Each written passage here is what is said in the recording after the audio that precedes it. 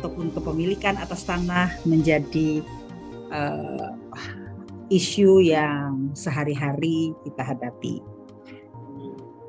Berbagai macam polemik, berbagai macam pengaduan, baik yang dilakukan perorangan atau kemudian diwakili oleh lembaga masyarakat, menjadi hal yang sering terjadi di banyak tempat dan kadang-kadang bahkan menjadi isu yang tidak lagi proporsional karena kemudian diwarnai dengan berbagai macam dinamika yang terjadi di wilayah tersebut. Ragam polemik dalam masyarakat terjadi. Kita tahu persis karena sertifikat kepemilikan tanah sering sekali tidak menjamin bahwa kepemilikan sertifikat tanah itu benar-benar kuat. Berbagai persoalan kepemilikan tanah, baik yang tergolong masalah berat, ringan, dan berpotensi memicu berbagai macam permasalahan di bidang kehidupan yang lain. Inilah yang seharusnya harus kita cermati dan saat ini memang setelah sedang terjadi proses sertifikasi massal melalui mekanisme PTSL pendaftaran tanah sistematis lengkap yang dimaksudkan untuk mendata tanah secara sistematis baik yang telah terdaftar ataupun yang belum dan tetap diukur untuk kepentingan pemetaan tanah. Satu hal lagi, satu proses digitalisasi yang merupakan terobosan adalah sebuah kemajuan. Namun tentu ini harus diikuti dengan persiapan dari berbagai macam pihak ataupun sektor yang mendukung dan tidak bisa kita lepaskan bagaimana kita menempatkannya dalam aspek dinamika pelayanan publik. Samping itu tentu yang juga harus dipertimbangkan dan juga harus ditingkatkan bagaimana kemudian bersama-sama peningkatan literasi digital mesti juga dilakukan. Dengan demikian pemenuhan hak-hak masyarakat tidak terhalang akibat adanya persoalan-persoalan lain. Seperti kita ketahui bahwa Undang-Undang Pokok Agraria Nomor 5 Tahun 60 mewajibkan untuk mengkonversi kepemilikan atas tanah ke sertifikat. Sebab seperti kita ketahui ada banyak kepemilikan atas tanah yang tidak berdasarkan Undang-Undang Nomor 5 Tahun 60. Ada yang berupa surat keterangan tanah, ada yang girik, ada rincik, ada hak eigendom yang merupakan warisan dari Belanda dan lain-lain. Nah, kita diwajibkan untuk mengkonversi itu semua. Sertifikat seperti kita maklumi bahwa itu merupakan hak terkuat dan terpenuh. Bukti kepemilikan terkuat dan terpenuh. Sementara Undang-Undang 5 Nomor 60 sendiri itu mengatur beberapa jenis hak milik atas tanah. Ada hak milik perorangan atau hak eigendom dulu, ada hak guna usaha, hak guna bangunan, hak pengelolaan dan lain-lain. Berdiskusi tentang kekuatan kepemilikan menurut hak milik perorangan itu. Seperti kita ketahui bahwa perkara pertanahan itu secara garis besar kita dapat klasifikasikan atas 3 kelompok. Ada kasus pertanahan berat, berdimensi hukum kompleks, yang berpotensi menimbulkan gejolak sosial, politik, ekonomi, keamanan, dan lain-lain. Ada kasus pertanahan sedang yang tidak berdampak luas. Ada kasus pertanahan ringan, sengketa perorangan. Kita hanya akan mendiskusikan kasus pertanahan dalam tanda petik kasus pertanahan ringan. Sengketa antara pemegang sertifikat dengan mereka yang tiba-tiba ada di situ yang kemudian diakui sebagai besiter. Karena dia menduduki lahan itu. Dulu, saya tidak tahu kalau sekarang, dulu kalau ada sengketa tanah di desa, itu tidak langsung ke pengadilan. Melalui tahapan di desa dalam kedudukan kepala desa sebagai hakim pendamai. Kalau kepala desa tidak bisa menyelesaikan, maka dikirim ke kecamatan. Camat akan menyelesaikan itu juga dalam status sebagai hakim pendamai. Jika camat tidak bisa menyelesaikan, barulah camat membuat pengantar ke pengadilan untuk diproses hukum. Ini kita akan membahas semua itu dan juga orang yang memiliki bukti, tiba-tiba muncul sertifikat ganda dan sebagainya. Nah, hal-hal seperti ini tentu juga harus kita atasi dan harus kita antisipasi ke depan. Jadi saya ingin pertama tentu dari berbagai apa yang tadi disampaikan terkait dengan soal konflik dan sengketa tanah yang ada di Indonesia ini, apapun penyebabnya, maka memang penting juga ke depan itu untuk membuat semacam roadmap ya, roadmap terkait dengan soal penyelesaian berbagai konflik, berbagai sengketa atas tanah. Karena banyak aktornya, ada mafia, macam-macam dan sebagainya. Nah, yang kedua, karena persoalan tanah itu akan menjadi persoalan klasik yang akan terus ada, maka penting dalam konteks masyarakat ini memberikan perlindungan atau semacam proteksi, kepastian akan kepemilikan tanah itu tadi. Dan memberikan kepastian, pertama memberikan kepastian hukum agar tadi fenomena-fenomena konflik dan sengketa, fenomena mafia dan sebagainya, itu salah satunya memberikan kepastian hukum kepada masyarakat kita maupun juga kepada kelompok-kelompok stakeholder yang lainnya. Juga bagaimana misalnya kalau kita menganut dari pemikirannya Fernando de Soto ya misalnya terkait dengan soal akses akan tanah itu, selain soal kepemilikan dalam bentuk sertifikat, juga harus ada nilai lebihnya, yaitu tadi harus punya akses ekonomi, punya nilai ekonomi yang tinggi, yang kedua juga bisa memberikan akses secara ekonomi.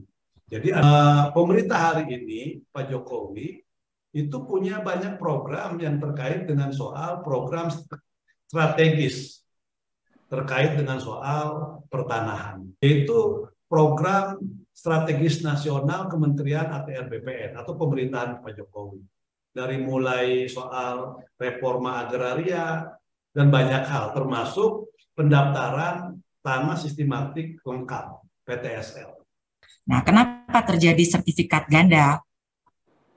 Karena tidak ada dalam plot peta pendaftaran kita itu terkait dengan masa lalu bahwa belum diploting hasil pengukuran, hasil penerbitan sertifikat belum diploting, kemudian karena juga perbedaan teknologi masa lalu dengan sekarang, sehingga kita juga masih ada data yang sudah diterbitkan sertifikat tapi belum bisa dilandingkan. Dan juga kebetulan biasanya terjadi sertifikat ganda karena pemegang sertifikat itu juga tidak menguasai secara fisik, Bapak Ibu. Jadi tidak menguasai secara fisik, kondisi fisik di lapangannya itu biasanya tanah kosong, kemudian tidak ada tanda-tanda kepemilikan di situ. Nah, mungkin ada orang yang tidak bertanggung jawab atau juga kita bisa tanda petik ada oknum yang menduduki kemudian dengan mengajukan sertifikat dengan data-data formil sehingga terjadilah sertifikat ganda tersebut. Pada saat yang memiliki sertifikat sebelumnya datang ke lokasi, ternyata di atas lokasi itu sudah ada terbit sertifikat lain. Nah, itu menargetkan sampai dengan tahun 2025 paling lambat kita sudah mensertifikatkan seluruh bidang tanah, mendaftarkan seluruh bidang tanah yang ada di Republik Indonesia ini yang diperkirakan berjumlah kurang lebih 126 juta bidang, Pak. Capaian PTSL dalam dari 2017 sampai 2022 itu sekitar 6 tahun ini kita sudah bisa mendaftarkan 54,8 juta bidang, Pak. Nah, dengan data-data yang kita ambil dari masyarakat melalui program PTSL ini, itu kita terbitkan sertifikat dan juga ada yang tidak bisa kita terbitkan sertifikat dan kita klasterisasi, Pak. Jadi dalam PTSL itu juga tidak semua bidang tanah bisa diterbitkan sertifikat karena ada kemungkinan yang masyarakatnya tidak mau disertifikatkan, kemudian atau kita tidak tahu siapa pemiliknya, keberadaan orangnya juga dicari belum ditemukan. Itu semua kita clustering, Pak. Ada klaster K1 yang sudah disertifikat, kemudian ada klaster K2 yang masih bermasalah atau adanya sengketa di lapangan. Kemudian juga kita klaster K3 yang tidak diterbitkan sertifikat karena beberapa hal. Ada juga yang masuk dalam kawasan kehutanan atau PIPIP, kita masukkan ke dalam klaster K31. Kemudian ada juga yang tidak mau membayar BPHTB, Pak. Masyarakat yang tidak mau membayar BPHTB walaupun sudah diberikan keringanan dengan BPHTB terhutang, dia bisa bayar kemudian, itu juga banyak masyarakat yang tidak mau mengikuti. Sehingga dari 54 juta bidang yang sudah kita daftarkan selama masa PTSL ini, yang bisa kita terbitkan sertifikat itu hanya 36,5 juta bidang tanah, Pak. Ya, Pak, yang memang terkait yang sertifikat yang belum di-plotting, sekarang ini kita sedang membuat gerakan pemasangan tanda batas secara serentak di seluruh Indonesia, Pak. Biayanya. Ini akan di-launching oleh Bapak Menteri tanggal 3 Februari. Ini dalam rangka menyelesaikan. Ya, Pak? Siapa yang tanggung biaya patok dari masyarakat, Pak? Oh, yang kan pemasangan patok. Iya, pemasangan patok itu tanggung jawab pemilik bidang tanah. Ya. Jadi kita lakukan gerakan pemasangan tanda batas. Kalaupun nanti ada sengketa batas, itu juga sudah bisa kita petakan. Bagaimana seandainya saya yang punya sertifikat, mau dilakukan pemasangan batas, tanda batas di situ. Ternyata ada orang yang menduduki lahan saya. Siapa yang akan menyelesaikan ini? Gimana penyelesaiannya? Ya, artinya di atas tanah itu diakui oleh lebih dari satu orang, gitu ya Pak ya, lebih dari satu pihak. Tentunya kita melakukan klarifikasi dulu, Pak. Kita tidak bisa langsung ya, kita melakukan klarifikasi dulu, prosedurnya nanti kita lihat semuanya. Itu ada tahapannya di Permen kita juga sudah ada tahapan itu, Pak. Dan biasanya kita lakukan dengan mediasi dulu, gitu ya. Kita mediasikan, kita lihat dulu prosedur penerbitannya seperti apa. Terus kemudian kan juga masyarakat itu, pemilik tanah itu juga harus menguasai, mengelola dan menjaga tanahnya, Pak. Kenapa ada orang lain bisa menguasai tanah yang dimilikinya, gitu kan? Itu kemungkinan karena dia tidak kuasai, dia tidak jaga, atau dia tidak pasang patok, gitu ya, Pak. Nanti kalau memang tidak ketemu, ya memang kita saat ini masih ke dalam proses ligitasi, Pak. Dan kita 5 tahun. Jadi sejak diterbitkan itu kita hanya memiliki jangka waktu 5 tahun yang bisa kita evaluasi dari dari penerbitan itu, Pak ya. Kalau misalnya sudah lebih dari 5 tahun, memang kita tidak bisa membatalkan dalam secara administrasi, tetapi pembatalannya melalui proses litigasi. Yang belum terplot itu, Pak, adalah sertifikat keluaran lama, Pak. Sebelum tahun 97, sebelum adanya PP 24, sebelum adanya Permen ATR nomor 3 tahun 97, itu sistem kita juga, teknologi kita belum TM3, Pak. Nah, dari situ juga banyak yang belum terplot. Jadi ini yang dimiliki, yang banyak muncul itu, Pak, yang dimiliki sebelum tahun 97. Setelah tahun 97, pemetaan kita sudah lebih baik, dan saat ini juga sudah semakin baik, Pak. Jadi kalau penerbitan sertifikat tanah yang baru itu saya yakin sudah tidak lagi terjadi, Pak, kecuali dia overlap dengan terbitan sertifikat yang lama tadi yang belum terplotting. Kalau kita melihat lebih utuh nilai-nilai dan prinsip dari Undang-Undang Pokok Agraria yang berkaitan dengan bagaimana negara harus mengatur hubungan hukum antara perorangan atau badan hukum dengan tanah, itu tentu punya prinsip-prinsip. Bagaimana satu bidang tanah itu kemudian diterbitkan hak atas tanahnya dengan berbagai jenis ya. Ada hak milik, hak guna usaha, hak pakai, HGB, dan seterusnya. Nah, sayangnya memang kalau kita melihat yang sekarang sedang dijalankan lewat proyek atau program PTSL, pendaftaran tanah sistematis lengkap itu, dalam pandangan saya itu belum seperti yang dimandatkan oleh pendaftaran tanah menurut Undang-Undang Pokok Agraria. Bahkan UU-PA juga harus menjamin bahwa pendaftaran tanah itu yang dijalankan oleh pemerintah harus dilakukan secara sederhana dan mudah dimengerti, dijalankan oleh rakyat, masyarakat yang bersangkutan, yang hendak dikuatkan hak atasnya atau direkognisi, diakui. Kemudian bahkan ada jaminan bahwa dia berpihak juga kepada masyarakat ekonomi lemah, sehingga dari biaya-biaya yang berkaitan dengan pendaftaran tanah. Jadi UU-PA memandangkan prinsip-prinsip itu. Nah, tentu pendaftaran tanah tidak bisa parsial. Kita perlu melihat prinsip-prinsip yang lainnya. Nah, yang harus dilakukan untuk menghindari tadi ya problem dulu ada hak yang sudah dikonversi, kemudian ada tanah girik, kemudian bahkan sekarang semakin kompleksitas, ada masalah konflik agraria, ada bank tanah sekarang, ada proyek-proyek PSN, pengadaan tanah, dan seterusnya, itu kan semakin tumpang tindih. Nah, betul bahwa ATR BPN itu sudah bekerja keras untuk melakukan percepatan pendaftaran tanah secara nasional gitu, tetapi kita melihat memang dia masih tidak keluar dari sifat administrasinya semata. Jadi administrasinya mencatat, kemudian apabila dinilai masih mengandung sengketa atau tumpang tindih, maka itu akan masuk ke dalam sistem klaster 2. Jadi dia belum layak untuk diterbitkan sertifikat karena dianggap masih sengketa atau dispute.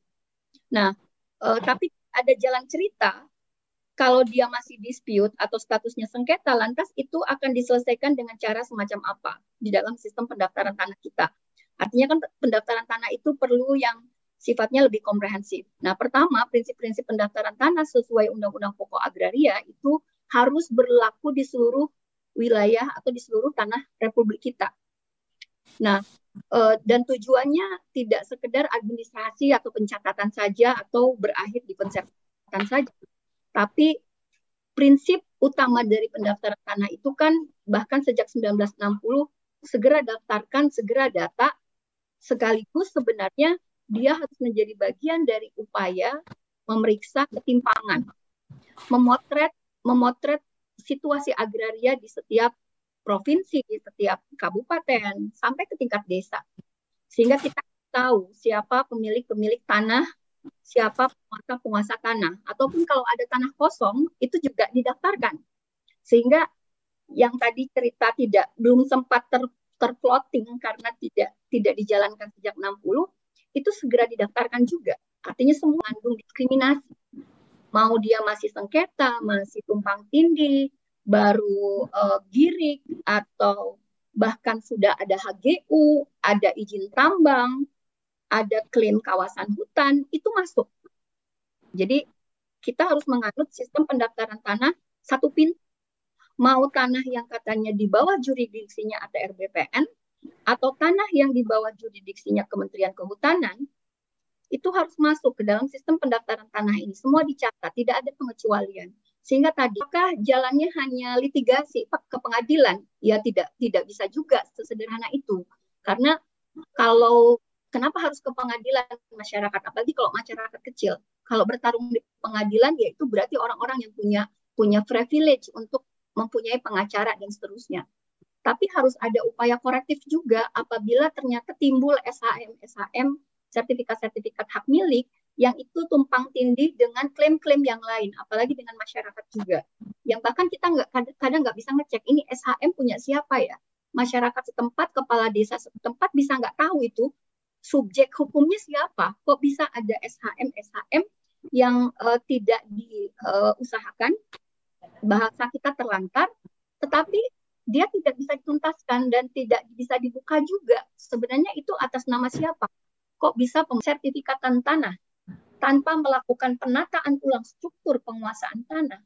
Maka sebenarnya PTSL bisa mendorong proses liberalisasi pasar tanah bebas. Karena tanah-tanah makin mudah disertifikatkan tanpa ada koreksi terhadap ketimpangan tadi. Yang landless, yang miskin, yang gurem itu tidak dikoreksi, sehingga tadi hitungannya hanya bidang-bidang saja. Nah, makanya perlu dicek sebenarnya pendaftaran tanah ini harus berkontribusi pada upaya Kementerian Agraria Tata Ruang juga yang sedang menjalankan reforma agraria juga. Saya kira ada dua level persoalan ya. Di level mikro tadi sudah disampaikan oleh ibu kita dari kementerian, gerakan pemasangan patok ya. Saya kira ini gerakan yang bagus untuk di level mikro sehingga orang yang memiliki tanah itu memiliki kesadaran untuk segera memasang patok. Ya. Tapi yang kedua di level makro tadi nampak ada dua masalah besar. Masalah besar pertama menyangkut reforma agraria yang tiada kunjung berhasil. Sehingga pemilikan 50% tanah oleh 1% orang itu masih berkepanjangan. Yang kedua ada permasalahan baru, gugurnya UU PH sebagai lex spesialis. Oleh karena adanya Undang-Undang Cipta Kerja, Perpu Undang-Undang Cipta Kerja. Saya kira ini soal besar yang mesti dibereskan ini. Jangan sampai Perpu itu yang menjadi undang-undang betul-betul menjadi problem baru. Sekian, terima kasih.